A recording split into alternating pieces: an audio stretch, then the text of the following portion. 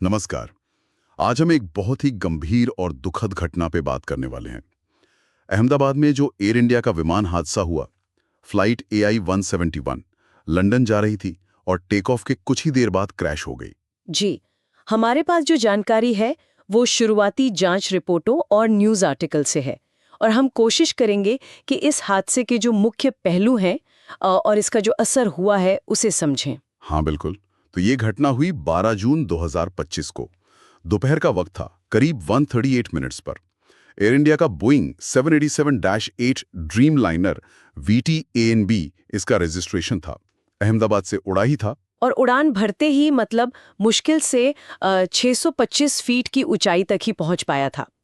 Pilot ने control tower को बताया कि पावर फेलियर हो गया है, बिजली चली गई है और फिर विमान नीचे आने लगा। और सीधे नीचे आके गिरा, मेघानी नगर इलाके में। वहां BJ मेडिकल कॉलेज का हॉस्पिटल है, उसकी इमारत से टकरा गया। जाहिर है बहुत भारी नुकसान हुआ।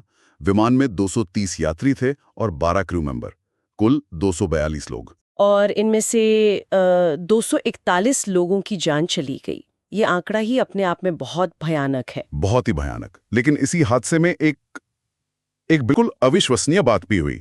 एक यात्री बच गए। 40 साल के ब्रिटिश नागरिक विश्वेश्वर कुमार रमेश सीट 11A पर बैठे थे। हाँ, ये बिल्कुल एक चमत्कार ही कहा जा सकता है। वो मलबे से लगभग बिना किसी गंभीर चोट के बाहर आ गए। ये अपने आप में हैरान करने वाली बात है। बिल्कुल। और जमीन पर जो हुआ वो भी कम भयानक नहीं था।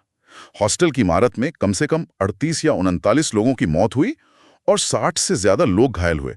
तो यह हादसा मतलब कई स्तरों पर त्रासदी है। सही कहा। अब जांच की बात करें तो विमान के ब्लैक बॉक्स यानी फ्लाइट डेटा रिकॉर्डर और कॉकपिट वॉइस रिकॉर्डर दोनों मिल गए हैं। अच्छा, ये तो अच्छी खबर है जांच के लिहाज से। हाँ, भारत की जो AAIB है, मतलब एयर एक्सीडेंट इन्वेस्टिगेशन ब्यूरो, वो UK और US के एक्सपर्ट्स की मदद से इनका विश्लेषण कर रही है। तो क्या कुछ शुरुआती बातें पता चली हैं, जैसे इंजन में क्या हुआ या फ्लैप्स, लैंडिंग गियर की क्या पोजीशन थी? इन सब पर तो काम चल ही रहा होगा। हाँ, बिल्कुल। Engine thrust, flaps, landing gear, विमान के स्ट्रक्चर से मिला डेटा, ATC यानी एयर ट्रैफिक कंट्रोल की रिकॉर्डिंग, आसपास के CCTV फुटेज, इन सब की बारीकी से जांच हो रही है। लेकिन देखिए, अभी तक कोई ऑफिशियल शुरुआती रिपोर्ट नहीं आई है। इस तरह की जांच में समय लगता है।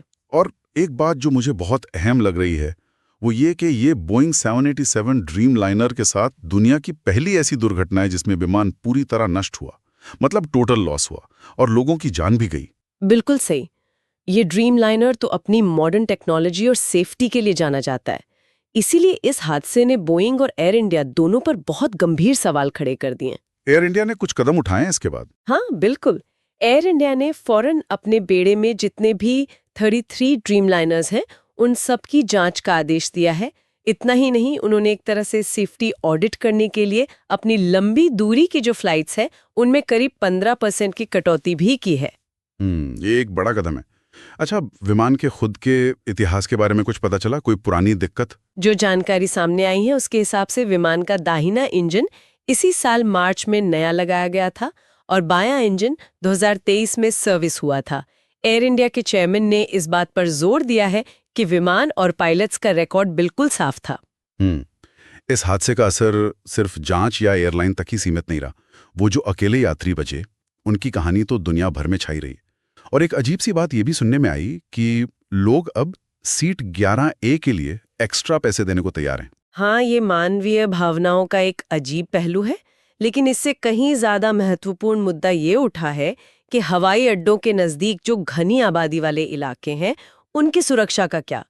ये हादसा शहर के काफी अंदर हुआ, जिससे जमीन पर इतना नुकसान हुआ। अब ये मांग उठ रही है कि कंस्ट्रक्शन के नियमों को सख्ती से लागू किया जाए।